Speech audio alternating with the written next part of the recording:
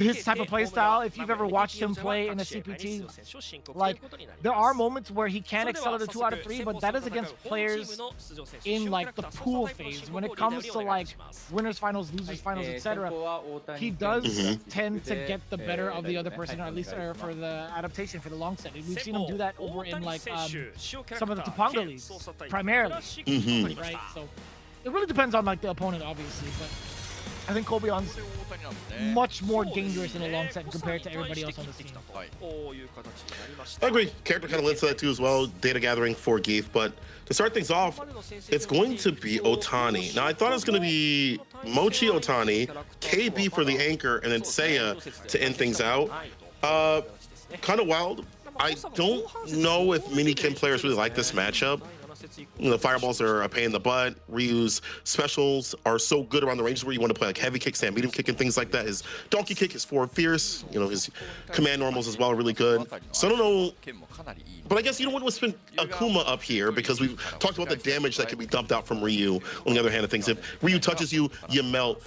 So maybe that's also another factor of like the health differential. Otani on the Kin though, let's see if we can update his firmware a little bit more. He's been doing so slowly and slightly. I've been watching some of his streams, some of his CFN. He's been getting better about not just drive rush jabbing to initiate things and not getting stuff to stop, more of walking down and being the proper ranges to space things out. So I like him adjusting to what Ken is supposed to be, you know, like the Chris T type of play. Shouts out to him for winning that World Warrior.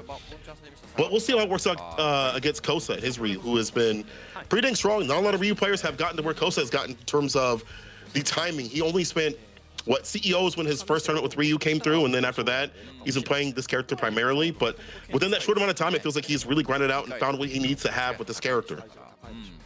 I think Shuto is definitely a candidate for that as well. I think Shuto didn't play Kosa, didn't play Ryu as long, and has also found success a little bit more in comparison to Kosa, at least within Street Fighter League Japan. So I will contest against that for sure.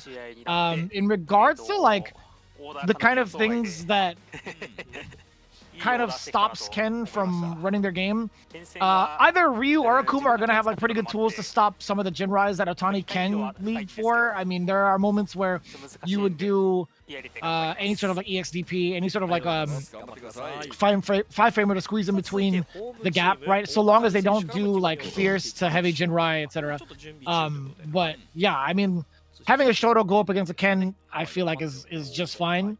So I am kind of surprised that Otani's going to be the first one up. I feel like, if anything, it's more or less just kind of like fodder. Or maybe it's like a comfort factor, a comfort pick for Otani. He's like, you know what, I am comfortable against the Shoto matchup. I think it'll be just fine. I think he's got the wherewithal to understand like how to approach despite Ryu having a great fireball. I think perfect parries are very much on point with everybody in this league. So I'm not too sure if that's going to be like the case, personally. I do like the normals that Ken does present in regards to like heavies. I think very decent similar ranges on their fierces, but I like Ken's standing roundhouse more for some of the bigger punishes and also just outside